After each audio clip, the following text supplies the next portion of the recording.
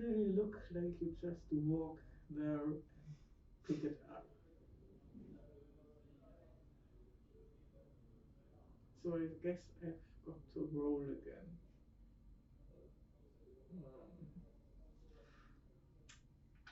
There's something called find traps. Yep. Will that help me to figure out how to get to that bottle? Yes. Funny, 30%. Slightly better chance. What the hell is that? That's 100. Yeah. Fat chance. So I can't figure it out. That doesn't mean I'm dumb enough to try to get it, right? Correct. I just can't figure it out. So I'm going to ask her, is there anything easier accessible? What are those things on the shelves? That's where she mixes her various potions and elixirs. But she takes the completed ones for herself. She says those are, I mean, they're all things she uses and mixes together.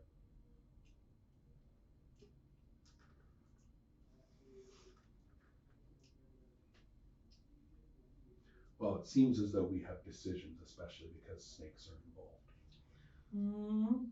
I don't want to stay here longer Milo, than necessary. Really sorry. We need to. Sorry, Milo. Yeah. Let's do it. More fighting. Yeah.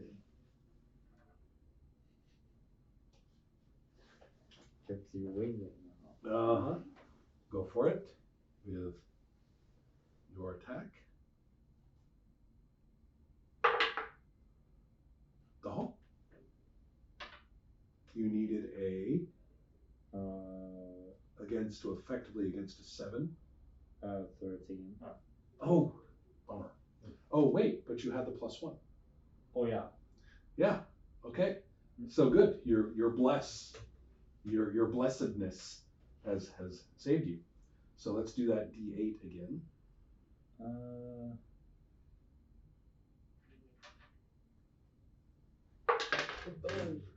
That's a 3?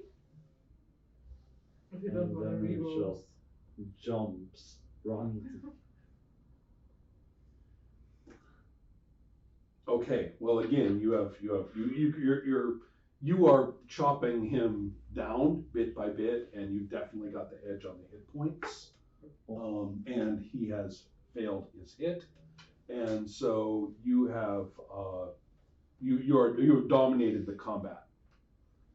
There's a groan from the fish people, and a cheer from your side. And Vath says, "Promise me one thing, as I would do for you. Don't let the Kalenth have my body."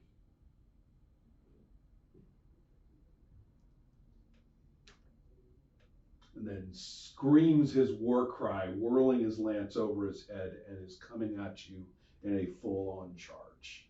Last ditch chance. This is his final attempt to take you down. You do have the first blow. Ooh. I mean, as I say, it's a clumsy weapon. You are able to strike first.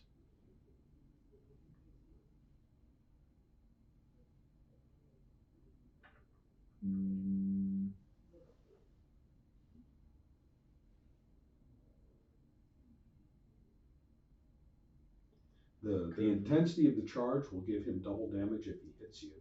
Yeah. If depending on what your strike does, of course. And to balance that, that means that if you survive this round, then that means you'll have a big bonus because he's been carried past you and off balance. He's charging that hard. So what is your question?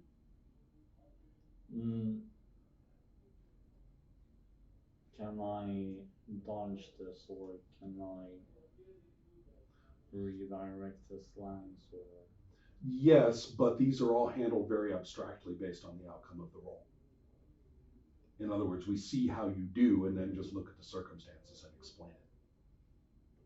You can't alter the probabilities with statements like that, not in this game.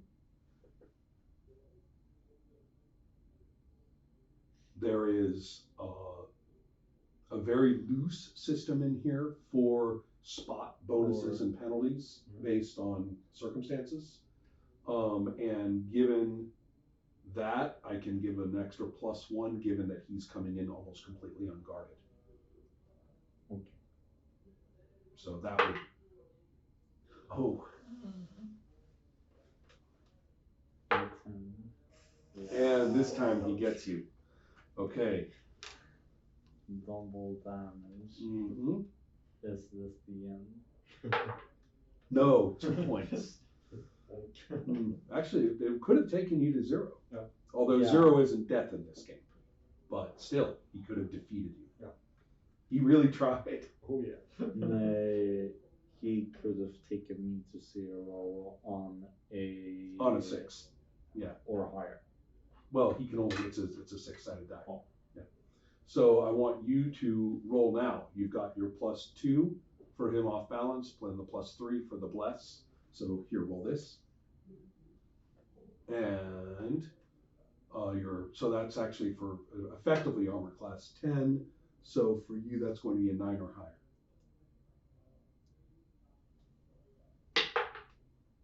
Okay. Yep. And now you've got your D8 coming in.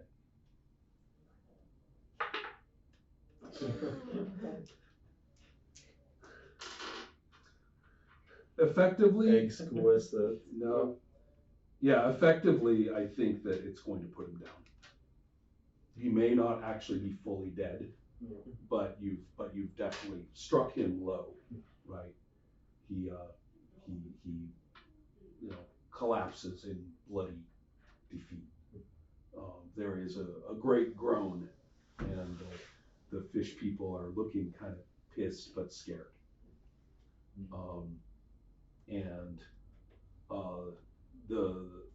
I might as well do like the trebuchets and stuff, shouldn't I?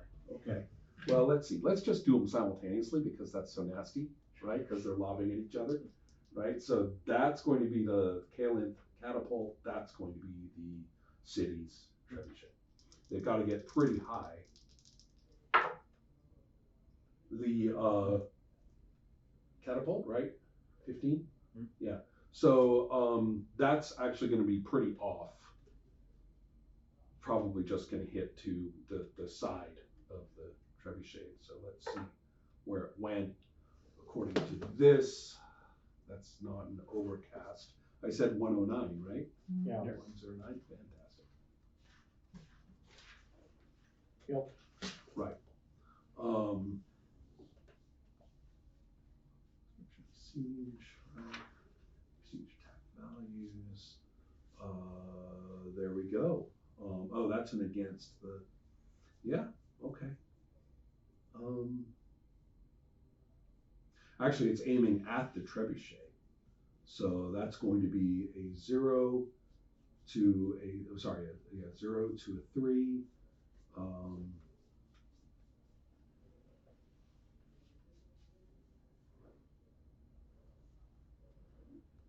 Right, +4, actually, that's pretty good. Okay, so +3, +4, that's gonna be armor class 7. Yeah, actually the catapult takes out the trebuchet at that point. So, yeah, that's, I guess I could like calculate the precise whatnots of damage and stuff, but, oh look. It's actually got that. Light catapult, 3 to 12, and 2 to 20 damage. Actually, it does 12 points of damage. It does it hits the trebuchet, but it does not shatter it. It just knocks it around a little bit. They're going to have to reset it. So both sides had bonuses based on having done multiple shots. Okay. Which is kind of cool. Yep. the more shots you take, Going in. the more the team adjusts. But once the trebuchet is knocked now, they'll have to start over with the bonuses. All right, but that's your situation. The battle has changed a bit. You guys have, with the death of their leader, it's going to have to be a morale check for how they respond. Do I have the morale here, or is it?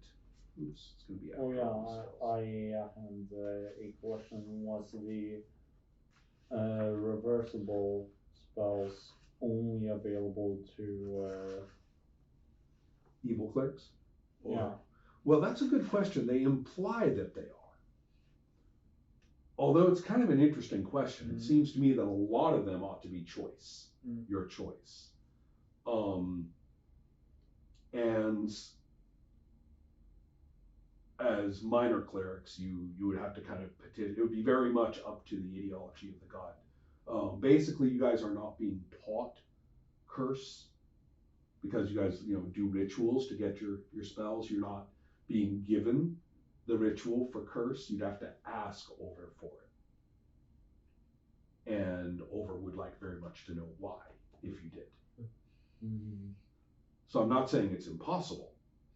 I just think that in your religion and given your status at second level and how it says how you get your spells, that those would come with a reason that over could understand. And as we pointed out last time, you determine that at the time of getting the spell. You don't get the spell and then do it either way as you want. Yeah. So let's go attack. Morale.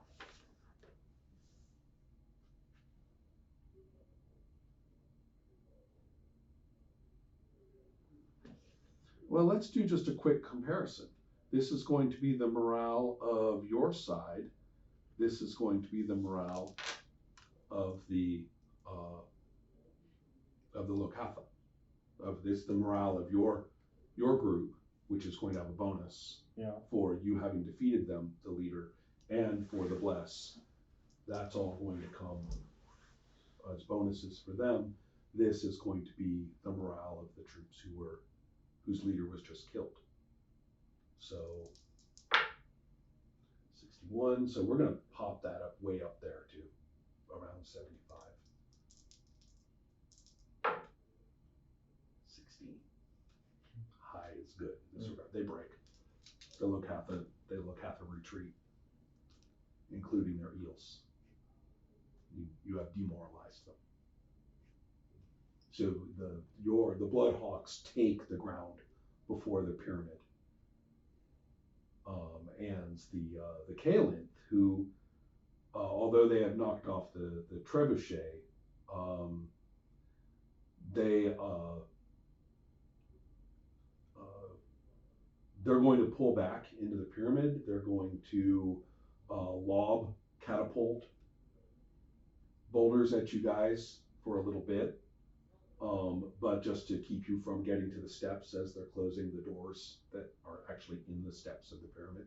Lift up, it's really cool. So they take a defensive position, basically. And so the Bloodhawks are able to set up control of the space on and around the pyramid. And the siege is on. Yeah, and the siege is on. So, excellent. All right, so and you are definitely going to be recognized as having done your job.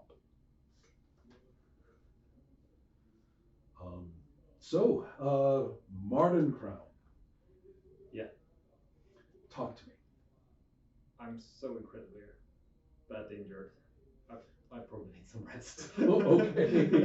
I'm not at 3 hit points. Oh no, that is really bad. That's right. Bad. I think I should probably switch, changing some clean vestments. So.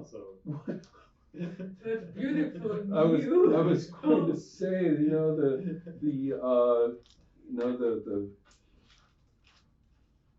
the curate, Farlaman.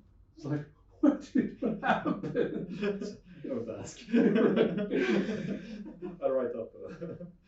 But Notes. but anyway, Benneth will tell you Yep. that she can arrange, if you want, she can arrange a meeting with Luramax. Yep. So that the guy who was in charge of the distribution of the alcohol and stuff like that, who she says is a bit of a problem. Yeah. Just one thing to tell you about. Do I really want to? Right.